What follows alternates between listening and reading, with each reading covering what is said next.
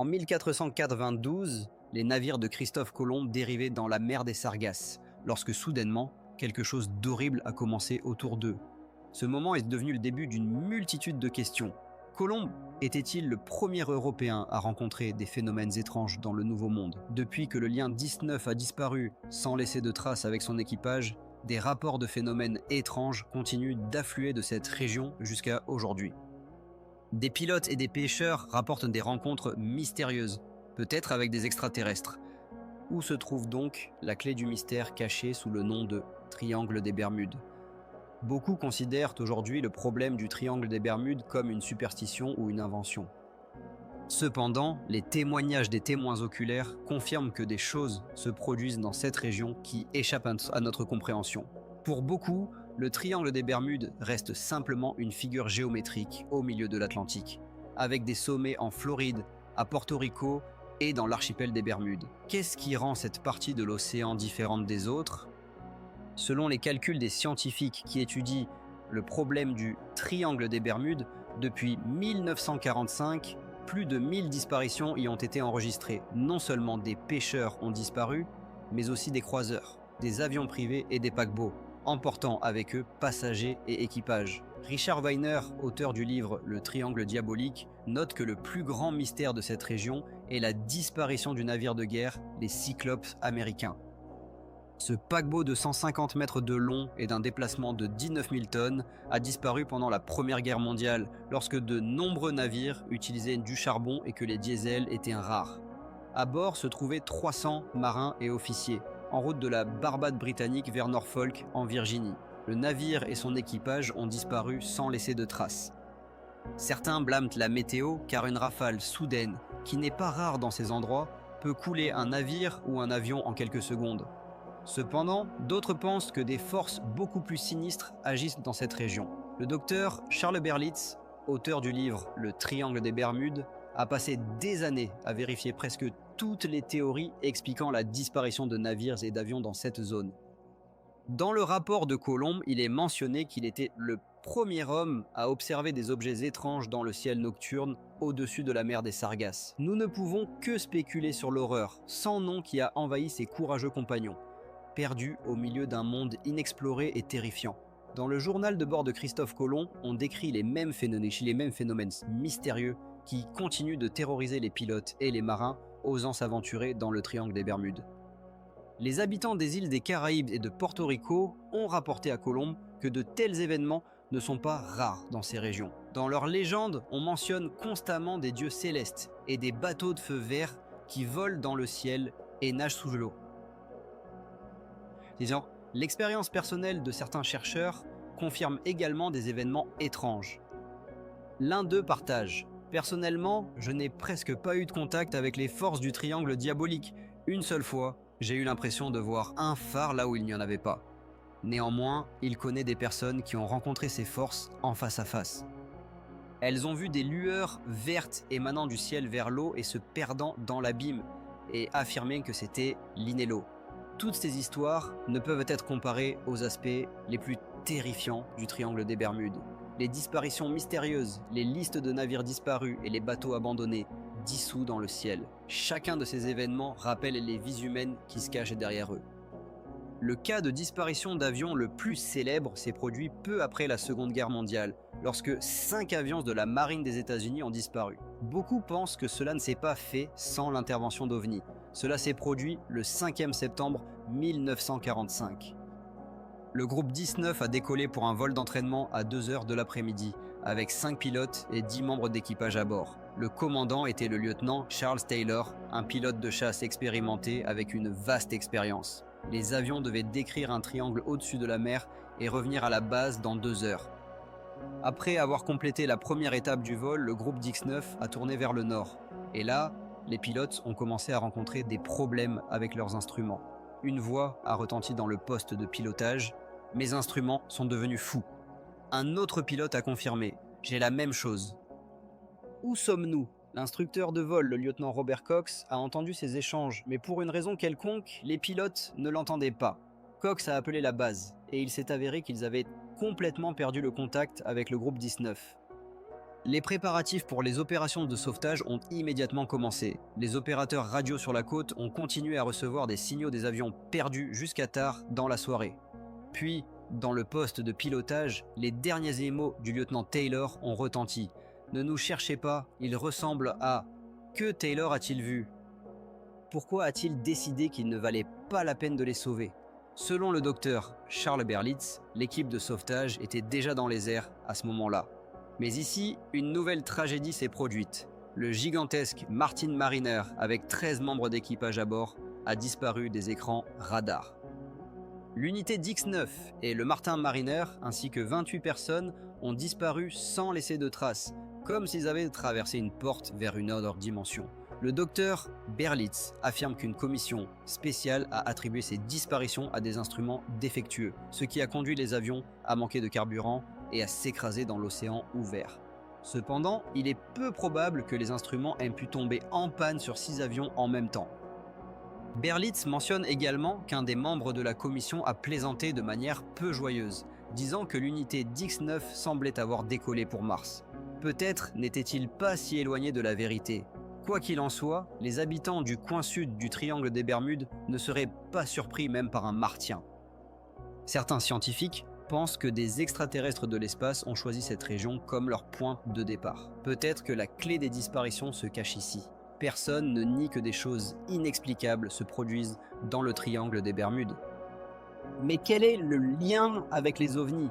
Et en quoi leurs activités dans cette région diffèrent-elles de celles dans d'autres coins de la planète? Robert Denning, chercheur et analyste scientifique, note que l'activité des ovnis est observée à Porto Rico depuis longtemps.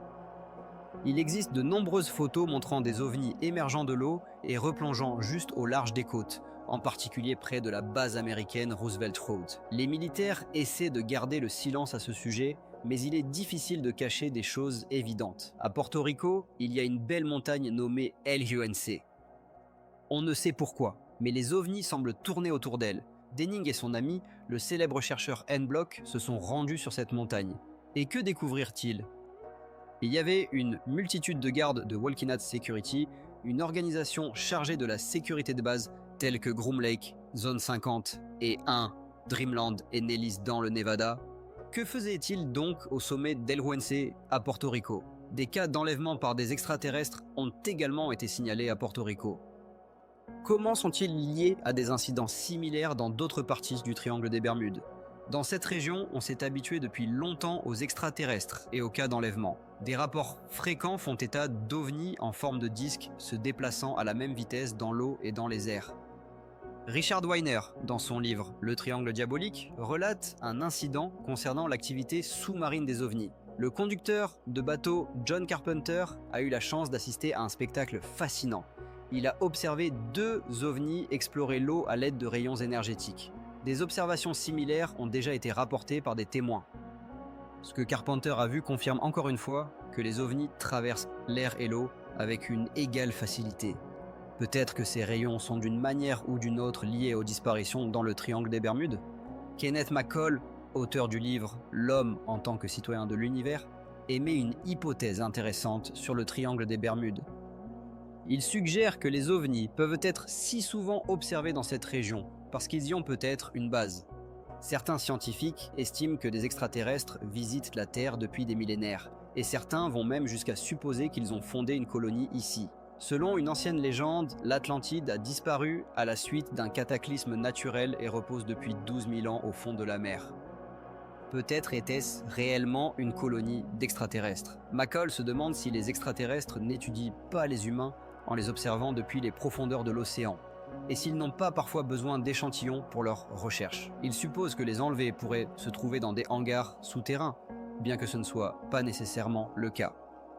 Ils pourraient être retenus dans des lieux qui ne ressemblent qu'à des hangars souterrains. Certains des victimes affirment que des militaires américains ont participé à leur enlèvement.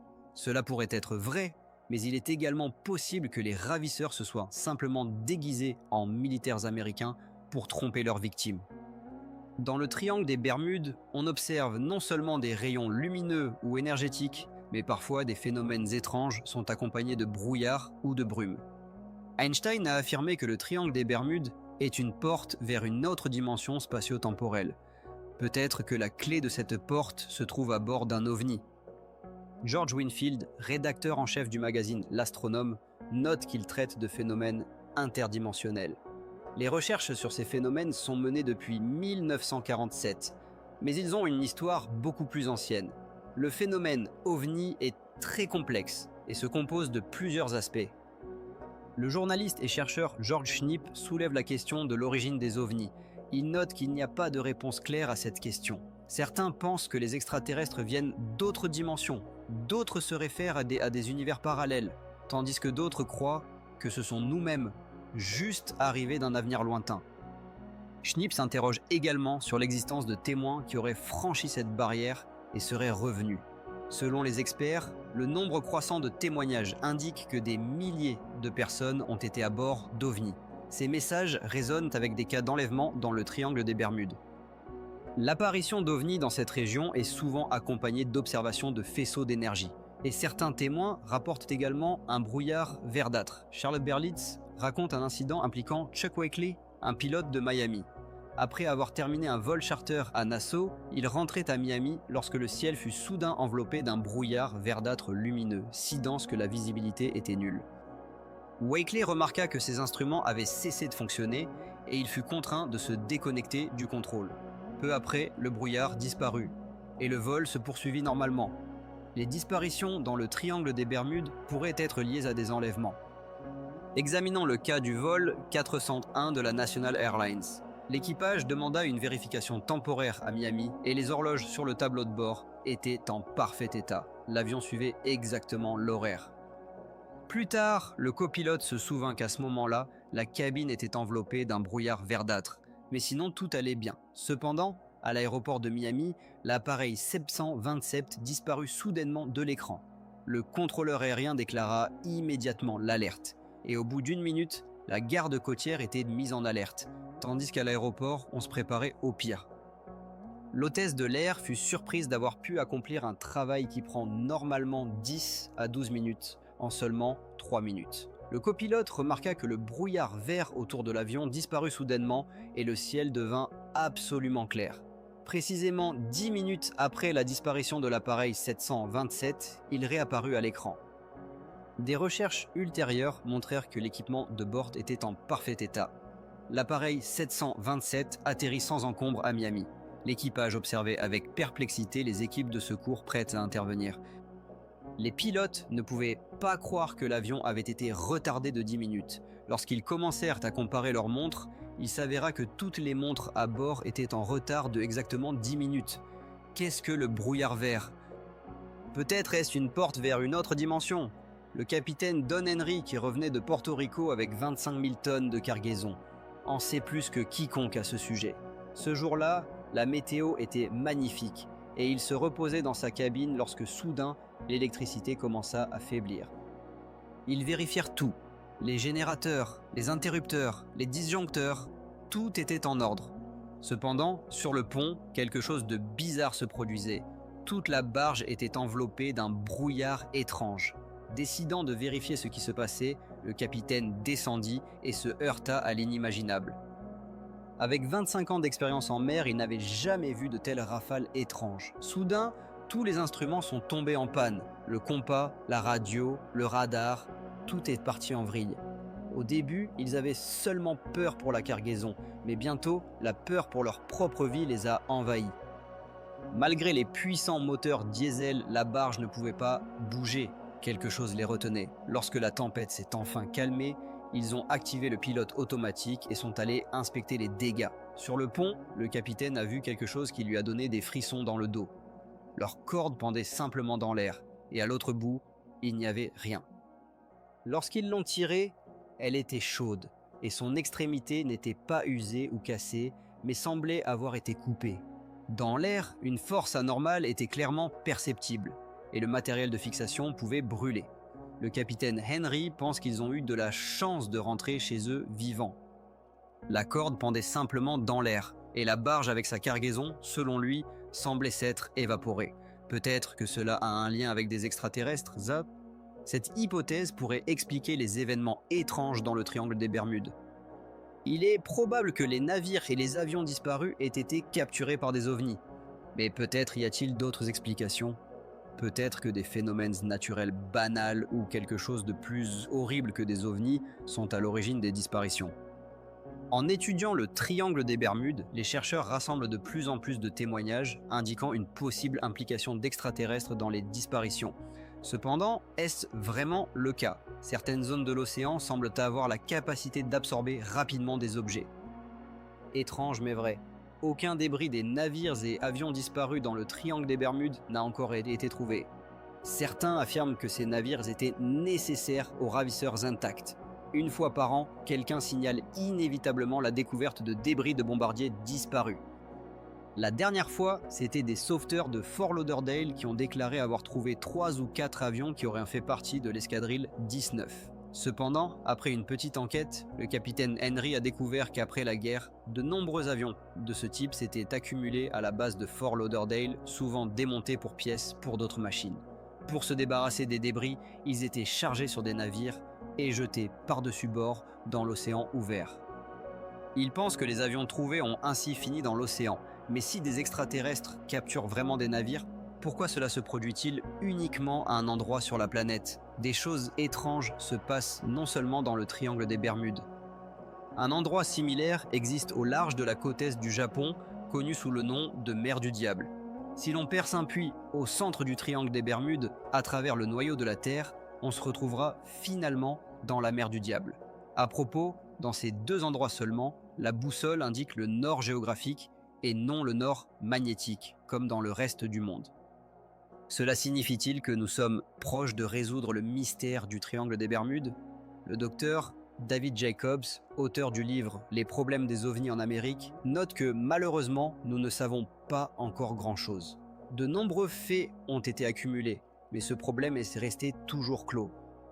La question de l'objectif des enlèvements reste ouverte. Cependant, les chercheurs sont convaincus qu'ils sont proches de la solution. Au cours des dernières années, ils ont été inondés d'une masse d'informations et de faits qui ont permis de progresser considérablement dans la compréhension de ce phénomène. Un des chercheurs déclare « Je pense que dans les prochaines années, nous résoudrons non seulement le mystère du triangle des Bermudes, mais aussi celui des ovnis en général. » Des milliers de navires et d'avions disparus n'ont laissé aucune trace sur Terre. Peut-être qu'un jour nous saurons qui se cache derrière les mystérieuses disparitions et les phénomènes anormaux qui se produisent dans cette partie de l'océan mondial. Mais pour l'instant, le phénomène inquiétant du triangle des Bermudes demeure un mystère non résolu dans les pages des journaux sur les ovnis.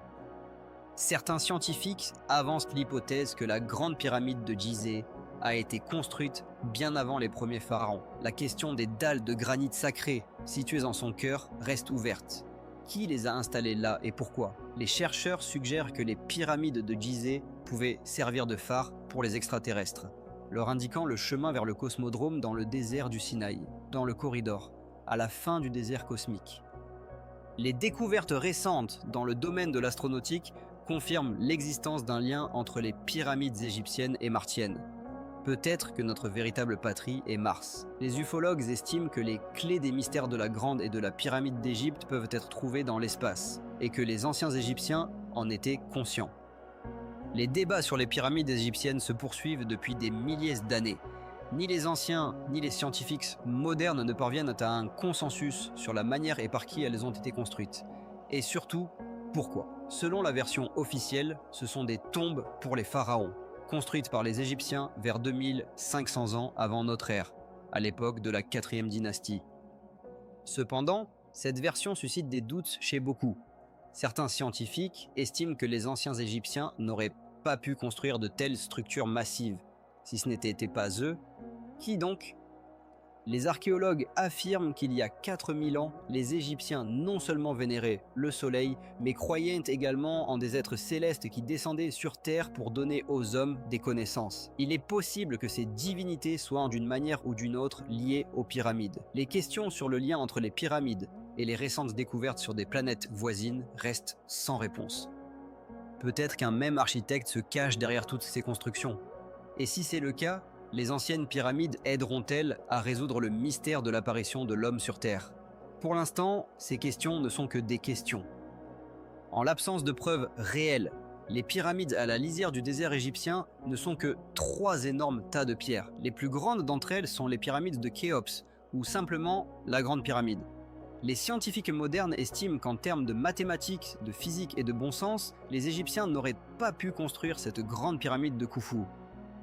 Et pourtant, elle se dresse devant nous, 42 étages de hauteur, occupant une superficie équivalente à 10 terrains de football, habilement assemblés à partir de blocs de pierre pesant entre 2 et 10 tonnes. Avec une telle quantité de pierre, on pourrait construire 35 bâtiments de type Empire State Building, et il resterait encore de quoi faire quelques immeubles de 9 étages. La pyramide est orientée strictement vers le nord et possède une architecture unique.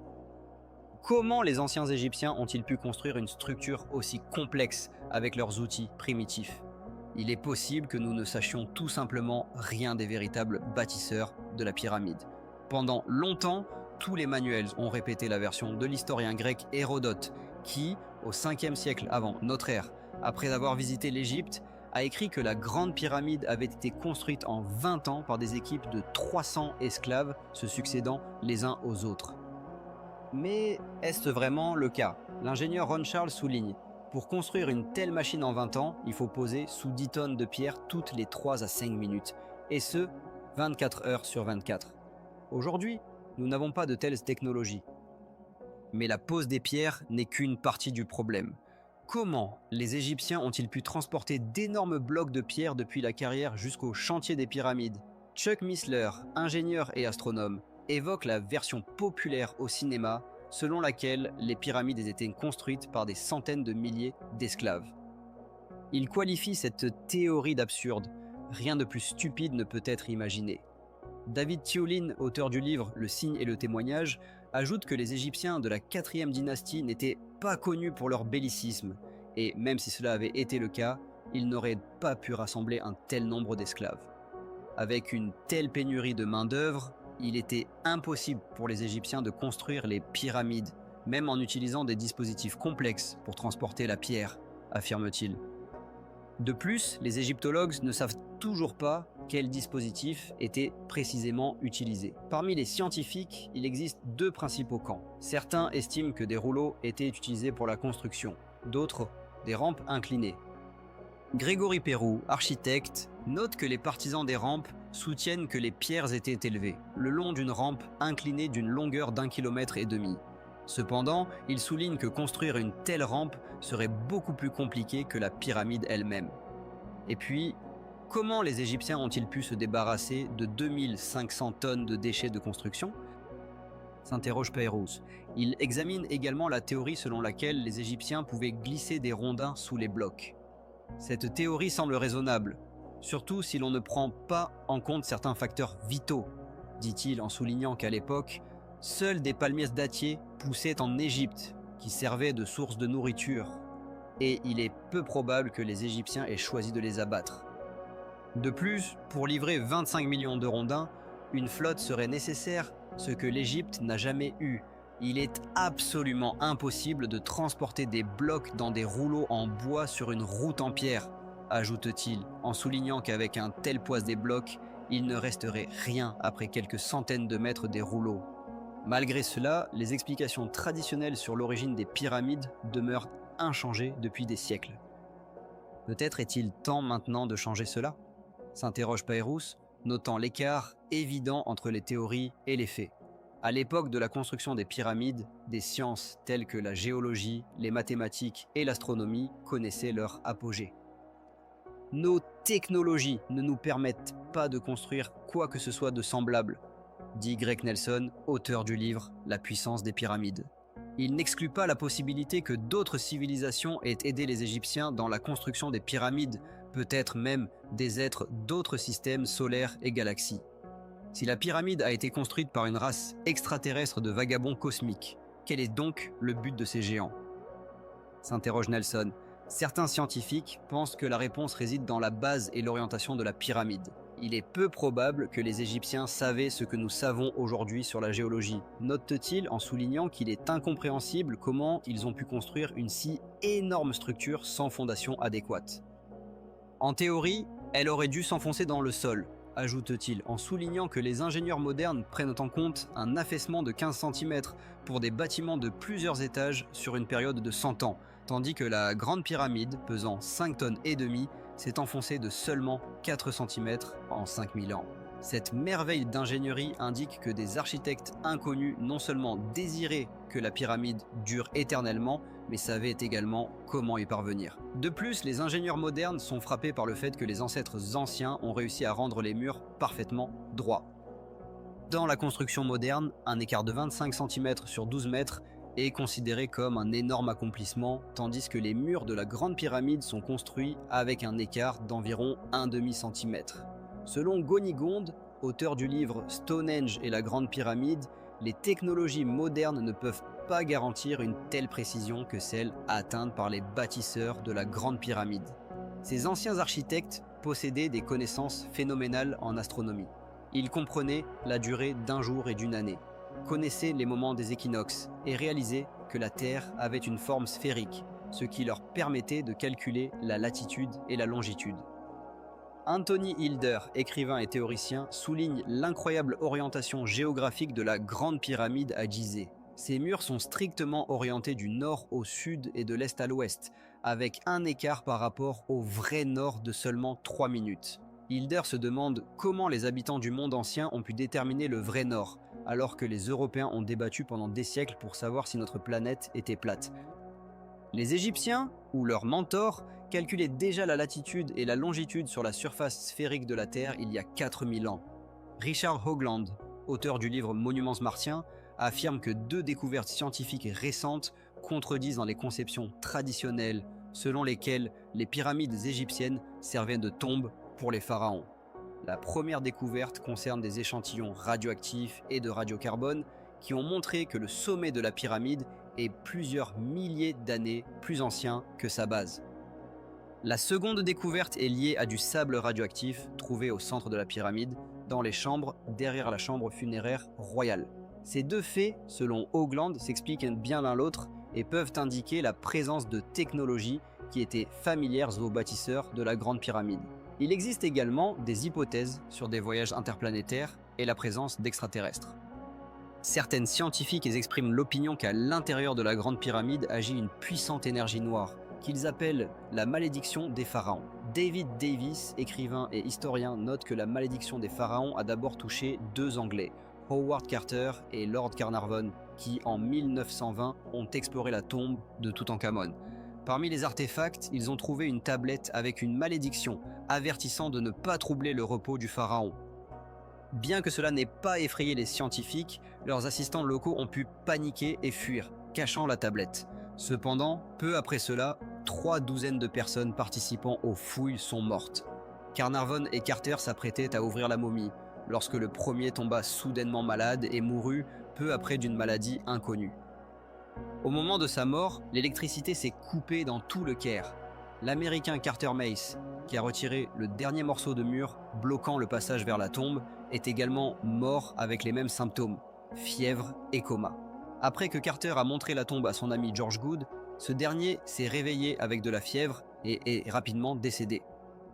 Archibald Douglas, qui a été le premier à réaliser une radiographie de la momie, est mort à bord d'un navire revenant en Angleterre. Les chercheurs du phénomène de la malédiction des pharaons affirment que le célèbre médecin et biologiste Izzuddin Taga a découvert dans la tombe un ancien champignon microscopique qui aurait pu y rester pendant des milliers d'années. Il a affirmé que le champignon était facilement détruit par des antibiotiques, mais un tragique accident de voiture l'a empêché de prouver son point de vue. Si les pyramides ont effectivement été construites par une certaine super-civilisation, il est possible que ce champignon ait été laissé comme protection contre les voleurs. Peut-être que les bâtisseurs des pyramides ne voulaient pas permettre aux terriens d'accéder à leurs secrets. Quel sombre mystère cache la Grande Pyramide ? Certains chercheurs suggèrent que d'énormes plaques de granit au-dessus de la tombe royale pouvaient remplir des fonctions étranges. Fonctionnent-elles aujourd'hui ? Peut-être que c'est la clé pour résoudre le mystère des pyramides. Il est connu que les bâtisseurs de la Grande Pyramide à Gizeh ont prévu qu'elle durerait éternellement. Les archéologues affirment qu'à l'origine, la pyramide était recouverte d'une couche protectrice de pierre, qui rendait les murs lisses et inclinés. Cette couche a été enlevée et utilisée pour construire des maisons au Caire, mais la pyramide elle-même est restée intacte. Il existe des témoignages selon lesquels la Grande Pyramide, contrairement à d'autres constructions, ne s'enfonce pas dans le sol. Il est également connu qu'il existe une malédiction des pharaons, une certaine force qui tue tous ceux qui s'approchent trop près des anciens secrets. Il est évident que les bâtisseurs de la pyramide ne voulaient permettre aucune intrusion dans ses entrailles. Mais pourquoi ? Peut-être avait-il l'intention de l'utiliser à nouveau un jour. Au début des années 50, les scientifiques ont commencé à explorer une vaste bibliothèque de tablettes d'argile, trouvées dans les ruines d'un entrepôt à Ninive. La science ne connaît pas d'enregistrement plus ancien. L'un des textes décrit quelque chose de semblable aux pyramides égyptiennes. Les tablettes sumériennes sont considérées comme étant 10 000 ans plus anciennes que les égyptiennes, qui, selon les croyances, ont construit les pyramides. Si l'on en croit la traduction, les pyramides se trouvaient dans le désert bien avant l'apparition des premiers pharaons. Si cela était vrai, la clé des anciennes pyramides pourrait se cacher dans ces tablettes. Le docteur Zecharia Sitchin, auteur du livre L'échelle vers le ciel, a étudié pendant de nombreuses années les mystères des textes sumériens. Sur la base de ces textes, on peut supposer que les pyramides de Gizeh servaient de phares pour les vaisseaux extraterrestres, leur indiquant le chemin vers le cosmodrome dans le désert du Sinaï. C'est une hypothèse plutôt exotique, mais comment les extraterrestres pouvaient-ils utiliser ces phares ? Avec toutes de leurs dimensions, ils sont impossibles à distinguer depuis l'espace. Kenneth McCall, auteur du livre L'homme en tant que citoyen de l'univers, propose une théorie intéressante. Il pense qu'un certain faisceau énergétique émane du sommet de la pyramide, qui augmente en diamètre à mesure qu'il s'élève. Selon cette théorie, les pyramides, contrairement à de simples tas de pierres, émettent de l'énergie. Mais en quoi se distinguent-elles des dernières ? Roger Oakland, écrivain et vulgarisateur scientifique, explique que les pyramides ont une structure cristalline et par conséquent sont sensibles à l'énergie ondulatoire et même aux micro-ondes cosmiques. Au-dessus de la chambre funéraire royale et de la grande pyramide de Gizeh se trouvent 5 plaques de granit que les Égyptiens appelaient « pierres des esprits ». Ces plaques pourraient en servir de gigantesques récepteurs, pointés vers une certaine région de l'univers.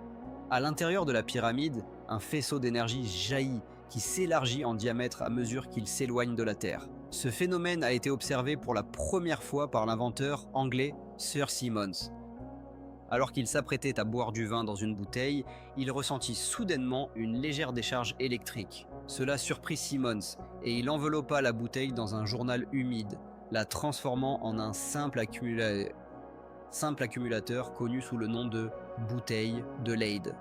Ainsi, la Grande Pyramide pourrait être un gigantesque accumulateur d'énergie, mais il est inconnu à quoi elle est destinée. La seule figure autorisée affirmant qu'un sable radioactif a été trouvé dans la pyramide reste le docteur Ebram Negavi. En 1987, il a assisté à une conférence archéologique dans le Tennessee, où son ami affirmait avoir entendu parler de sable radioactif au cœur de la Grande Pyramide. Cela suggère qu'il ne s'agissait pas d'une civilisation primitive, mais de quelqu'un de très avancé. Ainsi, les anciens textes sumériens pourraient décrire les véritables fonctions des pyramides comme des phares pour des errants cosmiques. Cela semble incroyable, mais c'est la première hypothèse qui explique toutes les étrangetés de la Grande Pyramide, son emplacement, sa construction et son design. Cependant, existe-t-il d'autres arguments en faveur de bâtisseurs extraterrestres des pyramides ? Dans les textes sumériens, la Terre est mentionnée comme la 7e planète, ce qui pourrait indiquer que les Sumériens considéraient les planètes non par rapport au Soleil, mais par rapport au bord extérieur de notre système solaire. Cependant, Neptune et Pluton n'ont été découverts qu'au XXe siècle, alors que ces textes ont été écrits il y a 10 000 ans. La question se pose, comment les Sumériens pouvaient-ils savoir que la Terre était réellement la 7e planète ? Selon l'avis du chercheur Zecharia Sitchin, seul celui qui a survolé Pluton, Uranus, Saturne, Jupiter et Mars pouvait désigner la Terre de cette manière. Cela soulève une question intéressante sur l'éventuelle influence des extraterrestres sur les civilisations anciennes, y compris l'attribution de la Grande Pyramide. Des recherches spatiales récentes ont montré que les pyramides à la surface de Mars ressemblent de manière frappante aux pyramides égyptiennes. Cette découverte amène à réfléchir sur la possibilité que ce colosse ait été construit par des extraterrestres, avec un but qui leur était propre. L'humanité commence à explorer les limites du système solaire, mais il reste incertain que ces découvertes mèneront à la résolution du mystère des pyramides ou, au contraire, compliqueront encore davantage la tâche des scientifiques. Les principales lois mathématiques intégrées dans les constructions sur Mars répètent les structures de Gizeh, y compris la position du Sphinx. La latitude à laquelle Gizeh est située est directement liée à la latitude de la Sidonie martienne. Nous ne savons pas qui a construit ces structures, mais la réponse pourrait résider dans un visage humanoïde, large d'1,5 km et haut de 50 mètres. Certains chercheurs suggèrent qu'il pourrait s'agir de notre propre visage ou de ce qu'il était autrefois. Peut-être que notre véritable patrie est Mars. Que représente donc cette construction à la surface de Mars ? Cela pourrait être à la fois une formation naturelle et les ruines de structures artificielles abandonnées il y a des dizaines de milliers d'années. Pourquoi ne pas supposer que des voyageurs cosmiques ont laissé ces marques ou phares sur différentes planètes ? Malgré cela, l'hypothèse selon laquelle les pyramides de Gizeh auraient été construites par des extraterrestres semble absurde à beaucoup. Peut-être que les anciens Égyptiens n'étaient pas aussi primitifs que nous avons tendance à le penser, et la théorie des bâtisseurs extraterrestres ignore leur contribution à l'édification de la Grande Pyramide. Auguste Thorncrest, chercheur sur les pyramides de Gizeh, note que la Grande Pyramide est le plus grand monument de l'histoire de l'humanité. Cependant, il est étrange que nous n'ayons aucune inscription, aucune image, aucun plan décrivant sa construction. Les Égyptiens ont laissé de nombreux témoignages manuscrits et picturaux sur leur vie, y compris la naissance, l'agriculture, la construction, le tissage, les rituels et les sacrifices. Mais il n'y a pas un mot sur les pyramides de Gizeh. Richard Nau, expert en écologie, souligne qu'il n'y a aucun hiéroglyphe dans la Grande Pyramide. Il affirme qu'elle a été construite non par des Égyptiens, mais par un peuple connu sous le nom de Hyksos ou roi pasteur, qui sont venus en Égypte et ont utilisé leur technologie pour sa construction. Des experts de divers domaines semblent dire la même chose. Les preuves de visite extraterrestres sur Terre étaient-elles évidentes pour l'humanité depuis le début de son histoire ? Les Égyptiens se taisent-ils sur la construction des pyramides parce qu'elles étaient déjà là lorsque la nouvelle culture a émergé dans la vallée du Nil ? Et cela signifie-t-il que le mystère des pyramides ne sera jamais résolu par les terriens ? Pendant ce temps, les mystérieuses pyramides silencieuses demeurent l'un des plus captivants mystères de l'histoire. En décembre 1965, les habitants de la ville de Kecksburg, en Pennsylvanie, furent témoins d'un phénomène étrange. Un appareil inhabituel traversa le ciel et se posa dans la forêt voisine. Une équipe de locaux se mit immédiatement à la recherche. Mais bientôt, la petite ville fut entourée par des militaires qui prirent le trophée et l'emportèrent dans une direction inconnue. Dans la petite ville de Kecksburg, en Pennsylvanie, l'esprit de controverse plane depuis déjà 30 ans. Certains habitants affirment qu'il ne s'est jamais rien passé d'inhabituel dans leur région, tandis que d'autres soutiennent que des objets volants non identifiés passent au-dessus d'eux chaque jour. L'histoire d'un étrange objet métallique qui a effectué un atterrissage forcé dans la forêt environnante a donné lieu à d'innombrables rumeurs et à un silence obstiné. Que cachent les habitants de Kecksburg ? Un secret militaire ou un secret de l'univers ? Pour comprendre cela, il est nécessaire de revenir en décembre 1965. Stan Gordon, ufologue, se souvient comment l'objet est apparu au-dessus des forêts de Kecksburg à 4h47 du soir. Il existe de nombreux témoins qui ont observé sa chute. Cependant, personne n'a entendu les bruits de l'accident. Tous ont remarqué qu'un nuage de fumée bleue s'élevait au-dessus de la forêt, ce qui a attiré l'attention des habitants locaux qui se sont précipités vers le lieu de l'incident.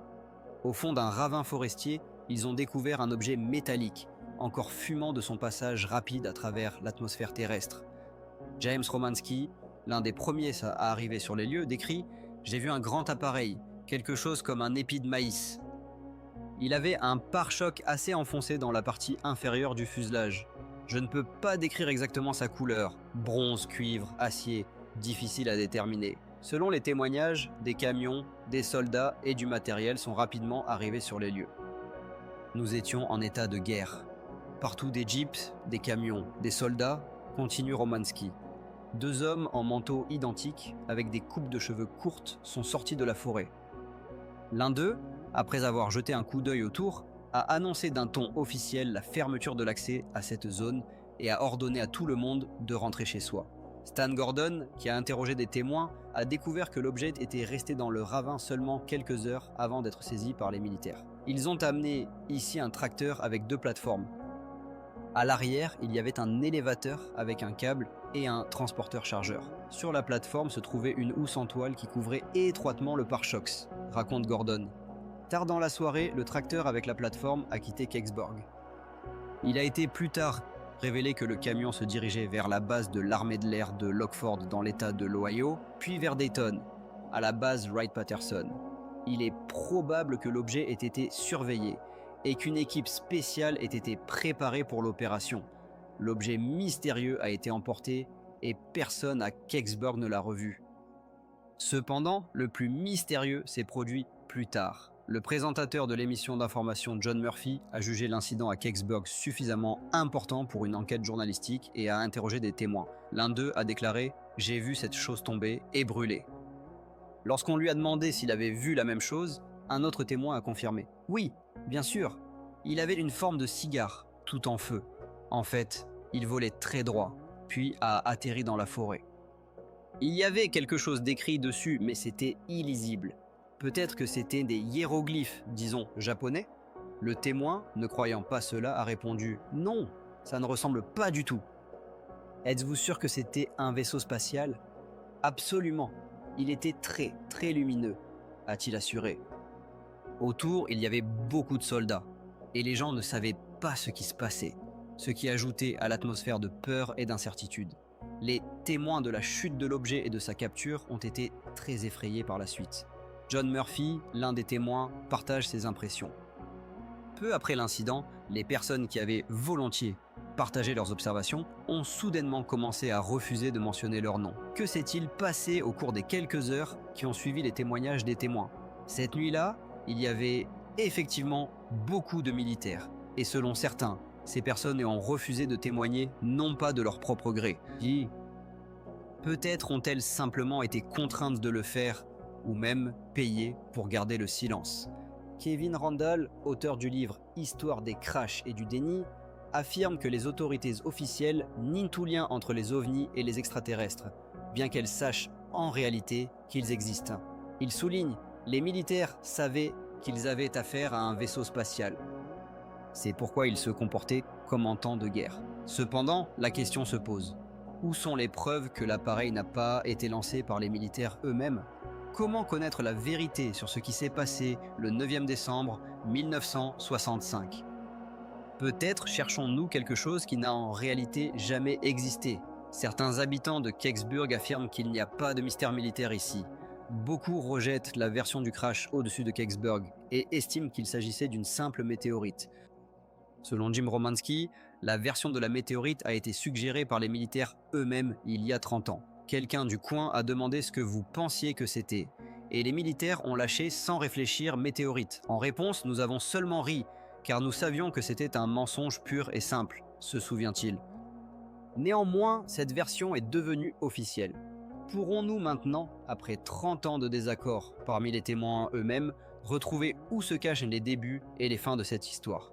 Comme il est inconnu dans quel musée se trouve la météorite emportée à la hâte, commençons notre enquête par l'élimination des témoignages manifestement faux.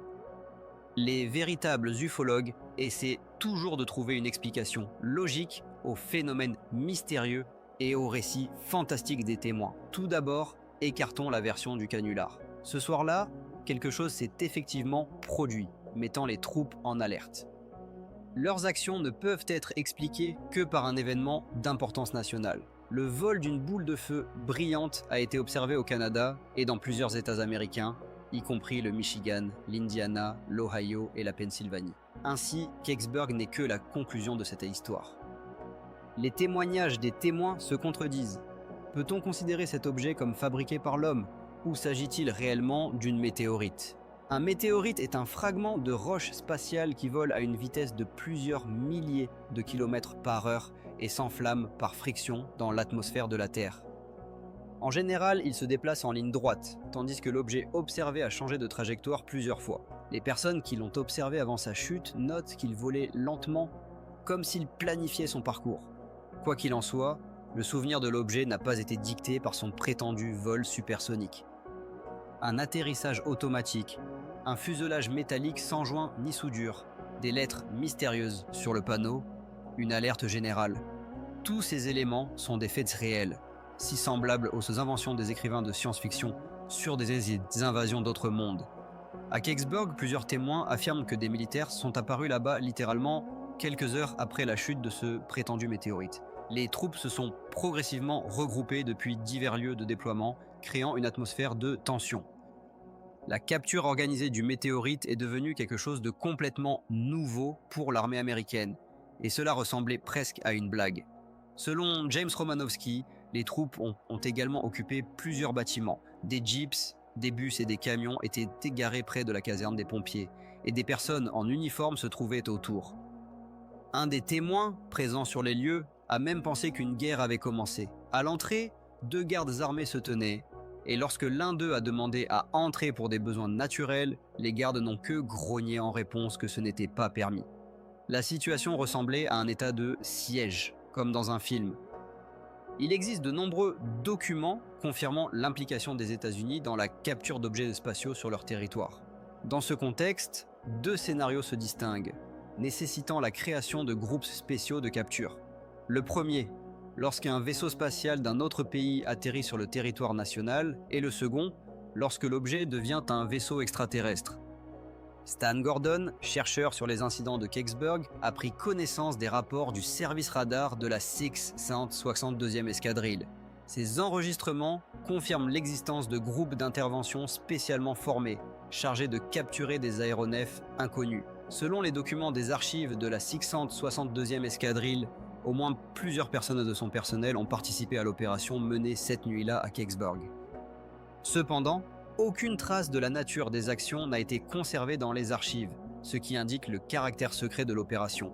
La question reste ouverte. Pourquoi les informations à ce sujet sont-elles toujours conservées dans des dossiers secrets ? Il est étrange que la découverte à Kecksburg n'ait pas perdu de son actualité avec le temps. Quelque chose a été trouvé et emporté quelque part, c'est un fait. Tout le reste n'est pour l'instant que des conjectures. Après les informations concernant le satellite russe qui a soudainement commencé à descendre, l'affaire a pris un nouveau tournant. Peut-être que le mystère de Kecksburg n'est qu'une expérience malheureuse de la cosmonaute soviétique, ou bien s'agit-il vraiment de l'arrivée d'extraterrestres ?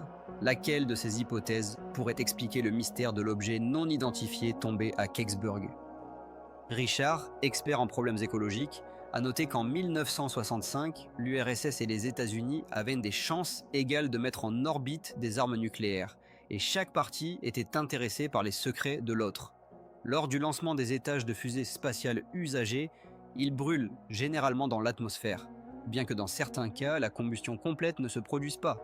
Cette pratique n'a pas changé à ce jour, et parfois de grands modules tombent entièrement sur Terre. Il existe un traité selon lequel les pays sont tenus de retourner les satellites tombés qui les ont lancés. Les Américains cherchaient avec un grand enthousiasme le satellite soviétique Cosmos 96, qui à l'époque représentait une technologie de pointe. Une attention particulière était accordée aux modules des ISIA. Des fusées spatiales et des armoires. Pourquoi, maintenant que la guerre froide a été remplacée par des relations plus amicales, ne pas se débarrasser des secrets militaires de ces années-là ?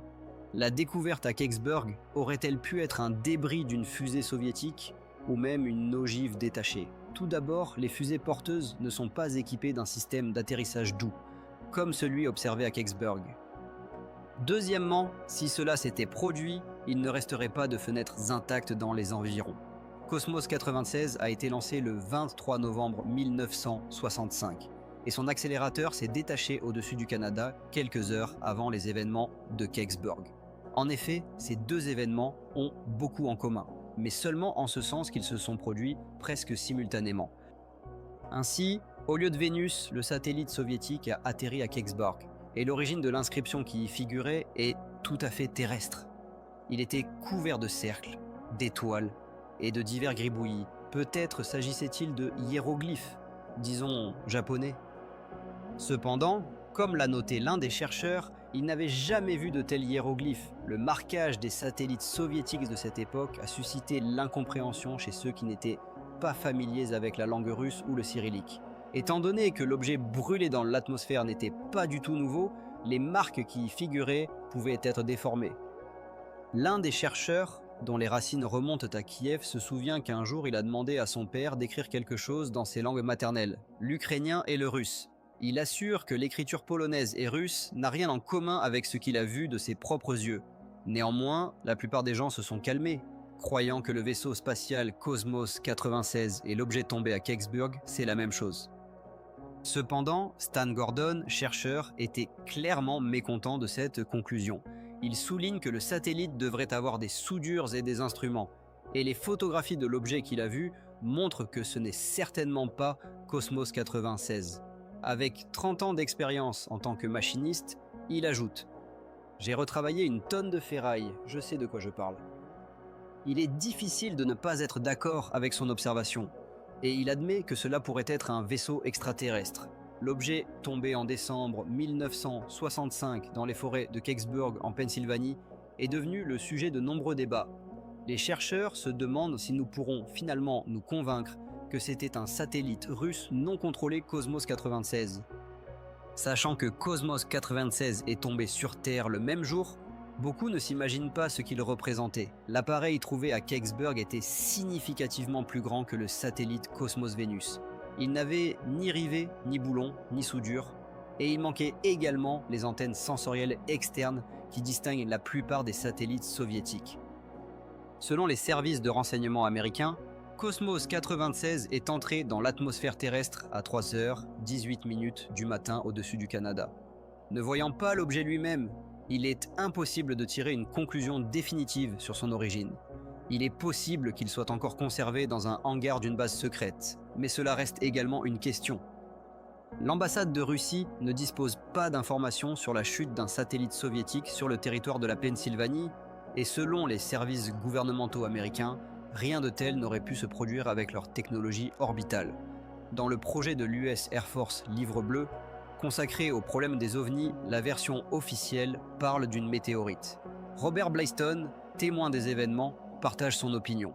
Tous ces rapports peuvent être immédiatement écartés comme une farce et un accident aérien, puis examiner de plus près les versions restantes. Pour moi, c'est un ovni. Il ajoute également que la version la plus plausible reste celle du satellite artificiel, bien qu'il n'ait toujours rien vu de semblable. Lorsqu'on lui demande s'il pense que ce sont des extraterrestres, il répond avec assurance. C'est exact. Quiconque, sauf des terriens. Les conséquences se poursuivent, et jusqu'à l'apparition de nouvelles informations sur l'objet de Kecksburg, il ne reste qu'à deviner quelle version deviendra historique. Il est possible que ce fût réellement un vaisseau extraterrestre. En effet, quelque chose est tombé ce jour-là du ciel sur les forêts de Kecksburg, et cette chose a rapidement été cachée par les militaires. Tant que la vérité sur Kecksburg demeure inconnue, le 9 décembre 1965 sera l'une des pages mystérieuses des journaux sur les ovnis.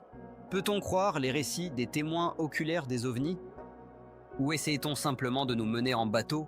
Beaucoup des histoires connues sur les ovnis peuvent s'avérer être de simples canulars. Aujourd'hui, dans l'émission Journaux des ovnis, nous cherchons à répondre à la question principale de l'ufologie. Les ovnis sont-ils réels ou fictifs? Malgré les nombreux avertissements selon lesquels ce n'est qu'un spectacle, des milliers de personnes ont cru à la réalité des événements, et une panique a envahi tout le pays. Orson Welles et son théâtre de la radio Mercury ont prouvé que l'histoire d'extraterrestres d'autres planètes peut être prise au sérieux, même s'il n'y a pas un gramme de vérité. Pour leurs objectifs pratiques, ils ont inventé un canular qui est devenu emblématique. Le spécialiste Peoples, auteur du livre Gardien des cieux, note que, au cours des 50 dernières années, des centaines de personnes ont fait diverses déclarations sur les ovnis, qui, lors d'enquêtes ultérieures, se sont révélées être des faux. Parmi eux se trouvaient à la fois des photographies d'objets non identifiés et des livres sur la manière de discerner un analogue sur Vénus à l'aide de rubis. Parfois, les narrateurs fournissaient des preuves matérielles, mais celles-ci, au fur et à mesure de l'examen, s'avéraient également fausses. Gavin Randall, auteur du livre Histoire des crashs d'ovnis, souligne qu'à cause de ces farceurs, l'autorité des véritables ufologues est diminuée. Pendant que les chercheurs tentent d'établir l'origine véritable du phénomène OVNI, les imposteurs et les fous sèment la confusion dans l'esprit des gens, surtout quand ceux-ci prennent leur délire pour argent comptant. Comment parvient-on à démasquer un imposteur?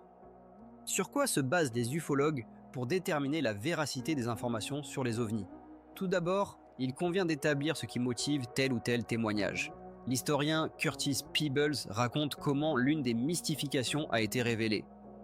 En 1950, un homme nommé Frank Scully a écrit un livre intitulé « Derrière les soucoupes volantes », dans lequel il affirmait que le gouvernement américain avait récupéré une soucoupe volante tombée près de la ville d'Aztec, au Nouveau-Mexique. Scully aurait prétendu avoir appris cette histoire d'un magnat du pétrole, Siles Newton. Newton a proposé à Scully une histoire intéressante, affirmant qu'il avait des preuves irréfutables de la véracité de son récit. Il a décrit les propriétés étonnantes du disque, qui avait été testé par l'un des plus grands scientifiques du pays, concluant qu'il ne s'agissait pas d'un faux. Scully, intéressé, a accepté d'écrire un récit, si cela était vrai. Cependant, il s'est rapidement avéré que l'objet était en réalité de l'aluminium ordinaire, celui dont sont fabriqués les poêles et les casseroles. La supercherie a été révélée par un journaliste célèbre nommé J.P. Kahn, qui a découvert que l'histoire de la soucoupe volante avait été inventée pour tromper les investisseurs d'un champ pétrolier. Kahn a raconté comment ils sont allés voir les agriculteurs et leur ont dit qu'ils avaient un extraterrestre, puis ont vendu des actions à $50 chacune et ont disparu.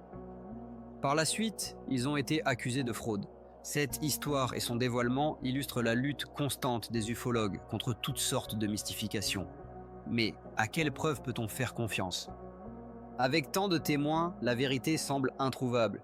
Il n'y a que des récits individuels de ce que les gens prétendent avoir vu.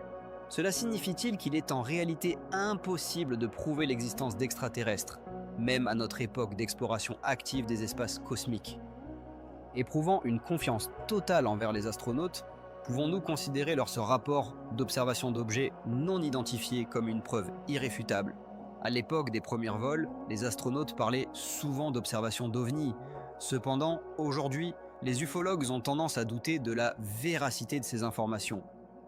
Dans certains cas, les témoignages des astronautes se sont révélés être de simples erreurs absurdes.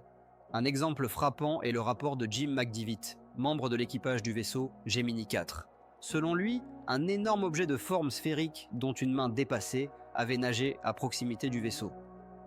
Il a ensuite été prouvé que cet objet était le lanceur GME-4, qui était entré sur la même orbite. C'était une erreur amusante, mais pas plus. Pas un vaisseau extraterrestre. Les histoires sur les objets volants non identifiés peuvent provenir d'une imagination débordante, ou, dans le pire des cas, d'une illusion d'optique. Mais quelles preuves peut-on considérer comme irréfutables? Seulement ce que l'on peut voir de ses propres yeux, ou ce qui a été enregistré par des dizaines de témoins et se répète nuit après nuit. Cependant, même cette preuve peut être manipulée.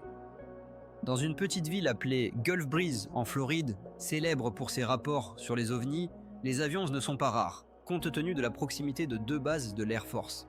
Néanmoins, l'œil humain n'est pas encore habitué à de tels aéronefs. Vicky Cooper-Aker, rédactrice en chef du magazine Now, mentionne un incident où Wayne Walters, travaillant dans cette région, a remarqué une lumière dans les fenêtres. Lorsqu'il est sorti, il a vu un objet volant non identifié.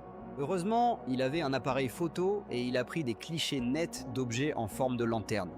Au cours des semaines suivantes, il a réussi à créer toute une galerie de photographies d'ovnis qui, selon les ufologues, semblent assez convaincantes, si ce n'est extrêmement convaincantes.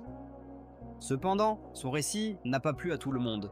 Bat Hopkins, chercheur sur le phénomène des enlèvements, décrit la situation où Ed a été soulevé à bord d'un vaisseau puis ramené sur Terre. Peu de choses sont connues sur ce qui lui est arrivé à bord. Selon ses dires, il a à plusieurs reprises établi un contact télépathique avec des extraterrestres. Les enregistrements vidéo réalisés par Ed lui-même contiennent des fragments de ses récits sur les enlèvements, dont certains il se souvient, tandis que d'autres ont été récupérés sous hypnose et étaient accompagnés de douleurs émotionnelles. Le récit est vraiment impressionnant, mais qu'en est-il des faits concrets? La meilleure preuve pourrait être les photographies de Walters, mais ici aussi des doutes sont apparus. Certains habitants de Gulf Breeze ont confirmé son récit, rapportant avoir observé un objet similaire. Mais malheureusement, aucun d'eux n'a pu fournir des photographies aussi nettes. Le docteur Bruce Maccabee, physicien reconnu ayant travaillé pour le gouvernement, a examiné les films et les photographies ainsi que la situation dans son ensemble et a confirmé l'authenticité des clichés. C'est une expertise très autorisée. Ainsi, les observations à Gulf Breeze pourraient constituer le fait le plus crédible d'un contact entre les terriens et des extraterrestres. Cependant, n'y a-t-il pas ici une question de falsification ? Les opinions des ufologues sont partagées. Certains croient au récit d'Ed Walters, tandis que d'autres sont enclins à douter. Jerry Black, ufologue, souligne de nombreuses incohérences dans l'histoire d'Endor. Monsieur William Heiser, analyste photo indépendant, invité à analyser les photographies, a établi qu'une des photos, numéro 19, est sans aucun doute une superposition d'images. Elle montre un ovni planant au-dessus de l'autoroute, tandis qu'un camion, dont Ed est au volant, est égaré sur le bas-côté. L'objet serait en train de planer au-dessus de la route, l'éclairant de rayons provenant de la partie inférieure de son fuselage. Cependant, l'ovni ne se reflète pas sur le capot du camion. Cela soulève des doutes, car la lueur aurait nécessairement dû se refléter sur le capot. Danny, le fils de Walters, a un ami nommé Tom, qui a récemment déclaré avoir aidé Ed à traiter les photographies. Après cela, Walters a commencé à nier de nombreux faits précédemment déclarés, ce qui a alarmé beaucoup des chercheurs antérieurs. À mon avis, il y a beaucoup de choses à revoir ici. Dans la maison qui appartenait auparavant à Ed Walters, un modèle de vaisseau spatial en papier a été découvert. Il traînait dans le grenier et portait le nom d'Ed Walters. C'était un modèle en papier, probablement l'un des prototypes avec lesquels il avait commencé. Il y avait probablement plusieurs modèles, et celui-ci était l'un des premiers. Du moins, sur les photographies fournies par Ed Walters pour le grand public, il n'était pas présent. Beaucoup supposent que Walters a laissé le modèle dans le grenier lorsque des experts sont arrivés chez lui. Il ne l'a pas détruit et ne l'a pas rangé dans un placard, peut-être par crainte que les chercheurs ne jettent un œil dans sa chambre à la recherche d'indices. Au lieu de cela, il a décidé de le laisser prendre la poussière dans le grenier, espérant que personne ne le trouverait. Certains commentateurs notent que Walters a fait preuve d'ingéniosité en falsifiant toutes les photographies et en déménageant ensuite, emportant tous ses jouets sauf une preuve. Cependant, cela semble illogique. Les débats autour des ovnis à Galveston ne se sont pas apaisés au fil des ans, et la question de savoir si les chercheurs sont proches de la vérité reste ouverte. Vérité ou fiction ? Cette histoire n'est toujours pas confirmée par autre chose que les témoignages des habitants. Certains aspects du récit de Walters ont été jugés étranges et inexplicables par les ufologues qui se sont penchés sur la question.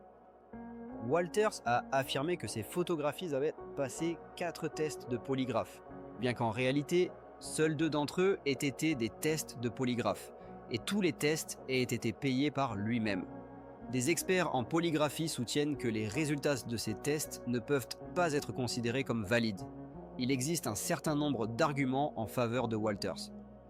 Le modèle semblait avoir été collé à partir de photocopies qui traînaient autour de sa maison. Beaucoup de gens font des photocopies de documents lorsqu'ils déménagent, et quelqu'un aurait pu les rassembler et coller le modèle. Il est étrange que Walters ait disposé de ces documents de cette manière.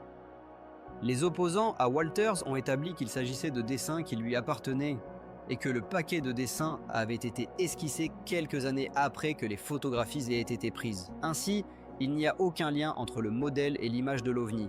Néanmoins, la question se pose. Pourquoi Ed Walters aurait-il eu besoin d'une telle farce laborieuse ? Lorsqu'il a vu que les chercheurs vérifiaient ces clichés, il a probablement décidé de prendre un grand risque. L'histoire a pris une ampleur nationale, et à ce moment-là, il a compris qu'il n'y avait pas de retour en arrière, ce qui l'a effrayé. En même temps, certains pensent qu'il voulait simplement s'amuser.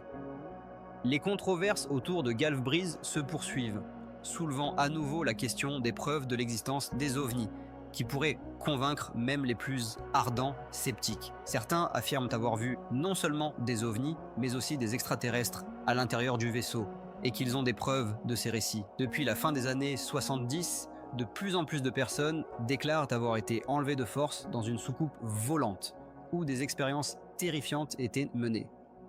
Malgré des centaines de témoignages, il y a peu de preuves fiables d'enlèvement d'êtres humains par des extraterrestres. Les chercheurs tentent de découvrir la vérité sur ces enlèvements. Il est peu probable qu'il existe des aspects plus effrayants du phénomène OVNI que les rapports d'enlèvement. Selon les témoignages de nombreuses victimes, ils ont été enlevés par des extraterrestres, souvent directement de chez eux, puis transportés à bord d'un vaisseau où des expériences médicales s'étaient effectuées sur eux. Dans quelle mesure ces histoires correspondent-elles à des événements réels ? Souvent, ceux qui se souviennent d'avoir été enlevés de leur voiture ou de leur chambre ont effectivement disparu et été même recherchés. Il existe de nombreux exemples où la police a été appelée, où un long interrogatoire a eu lieu, puis la personne réapparaissait soudainement à l'endroit d'où elle avait disparu. Le docteur David Jacobs, chercheur sur le phénomène des enlèvements, note que beaucoup reviennent avec des marques inhabituelles sur le corps, des cicatrices et des contusions. Certaines cicatrices provoquent l'horreur, atteignant 6, 8, 12 et parfois même 16 cm de long. La question se pose, ces cicatrices apparues de manière inexplicable, et ces cas de temps perdus ne sont-ils pas des preuves réelles d'enlèvement d'êtres humains par des extraterrestres d'autres planètes ? En ce qui concerne les canulars, ils sont extrêmement rares dans les cas d'enlèvement. La question de la perception des ovnis reste complexe et multidimensionnelle. Thomas Ballard du Centre d'études des problèmes ovnis souligne que beaucoup de gens ont du mal à prendre les ovnis au sérieux et encore plus à partager leurs observations. L'opinion publique se moque souvent de ceux qui affirment avoir vu des ovnis, les qualifiant de fous ou d'alcooliques. Cette stigmatisation existe depuis plus d'un siècle. Les personnes qui affirment avoir été enlevées savent qu'il leur est arrivé quelque chose d'étrange et même de terrifiant, mais leur souvenir des événements reste flou. Dans certains cas, elles peuvent consciemment restaurer les détails de l'incident, et alors les chercheurs recourent à la méthode de l'hypnose. Ce processus peut aider à déverrouiller des blocs de mémoire où sont stockés des souvenirs personnels. Sous hypnose, une personne peut raconter une histoire détaillée d'enlèvement, y compris des expériences médicales menées par des êtres étranges. Cependant, la question se pose. L'hypnose confirme-t-elle la réalité des enlèvements par des extraterrestres ou ces résultats peuvent-ils être interprétés autrement ? L'hypnose a presque une réputation mystique et ses méthodes sont encore contestées dans les cercles scientifiques. À la fin des années 1970, le professeur de langue anglaise Arvan Lawson et ses élèves ont mené une expérience avec des participants non liés aux enlèvements d'ovnis. Sous hypnose, ils devaient raconter l'histoire de leur enlèvement. Les textes obtenus coïncidaient dans certains aspects avec les histoires d'enlèvement connues à l'époque, ce qui a conduit Lawson à conclure qu'une personne ordinaire pouvait raconter un enlèvement sans l'avoir réellement vécu. Cela soulève la question de l'existence d'une représentation collective des enlèvements par des extraterrestres. Lawson affirme que n'importe qui peut raconter une histoire convaincante sous hypnose, et l'authenticité de l'information reste en question. Cette expérience remet en cause la véracité des témoignages des soi-disant enlevés et peut être interprétée comme un jeu d'imagination malade, en lien avec les représentations collectives sur les ovnis. L'hypnose ne peut pas servir de mesure absolue de vérité, car les souvenirs sous hypnose peuvent être un mélange de réalité et d'imagination. Néanmoins, de nombreux ufologues attachent une grande importance aux témoignages d'enlèvement, même s'ils ont été obtenus sous hypnose. Si l'on parvient à expliquer pourquoi les gens racontent ces histoires sans hypnose, cela pourrait amener même les plus fervents sceptiques à réfléchir. L'hypnose est utilisée parce qu'elle fonctionne réellement. Certains chercheurs d'OVNI imposent des exigences élevées en matière de véracité de l'information, mais la question demeure. Combien de témoignages survivent à une telle sélection rigoureuse ? Quand obtiendrons-nous enfin une preuve irréfutable de l'existence d'extraterrestres ? Si des êtres intelligents d'autres planètes visitent réellement la Terre, il est logique de supposer qu'ils nous surpassent en intelligence et en technologie. Cela peut également signifier qu'ils nous étudient et interagissent avec nous tout en restant invisibles. La question reste ouverte. Pourrons-nous un jour prouver ou réfuter la présence d'êtres non terrestres sur Terre ? Les preuves d'enlèvement sont-elles suffisantes pour confirmer leur existence ou faut-il quelque chose de plus convaincant ? Peut-être qu'il faudrait qu'un ovni atterrisse sur la pelouse de la Maison Blanche. Il est incompréhensible sur quelle base se construisent dans des déclarations généralement acceptées telles que « s'ils existent, montrez-les-nous ». Tous les éléments pour créer une image globale sont déjà rassemblés. Il existe des échantillons de matériaux à partir duquel, selon toute vraisemblance, la soucoupe volante a été fabriquée. Les lieux d'atterrissage des ovnis et toute forme de contact des engins extraterrestres avec l'environnement sont en cours d'étude. Il reste encore beaucoup d'inexplorés dans ce domaine. De plus, il existe des photographies traitées à l'aide de technologies informatiques et d'autres méthodes d'agrandissement. Ces images ne sont pas des faux. Le problème est qu'il n'a pas été possible de trouver le fil sur lequel est suspendu l'objet non identifié. Il existe des enregistrements vidéo, des films et des témoignages oraux de personnes dignes de confiance, ainsi qu'un grand nombre de rapports. George Shinn, journaliste, souligne qu'ils acceptent toute critique de ceux qui nient leurs recherches. Il précise qu'il ne s'agit pas de sceptiques, mais qu'il est impossible d'obtenir un véritable démenti du phénomène ovni. La raison, selon lui, est simple. Les gens ont observé des ovnis sur tous les continents et dans toutes les cultures pendant des centaines de milliers d'années. Des millions de témoins le confirment. Si cela se passait devant un tribunal, ces témoignages seraient suffisants pour établir la vérité. Cependant, lorsqu'il s'agit d'ovnis, il est curieusement présumé à l'avance que c'est un mensonge. Schnee estime que 90% de toutes les observations d'ovnis sont des interprétations erronées de phénomènes explicables. En même temps, 9 témoignages authentiques sur 10 restent inconnus. Néanmoins, même les données disponibles semblent impressionnantes. Les rapports continuent d'affluer. La question de savoir si l'homme est seul dans l'univers est débattue depuis des siècles. La réponse pourrait apparaître là où on ne l'attendait pas. Mais d'ici là, il restera une autre question non résolue dans le monde. Les ovnis. Est-ce vrai ou fictif ? Et les regards des gens resteront rivés vers le ciel en attendant de nouvelles entrées dans les journaux des ovnis.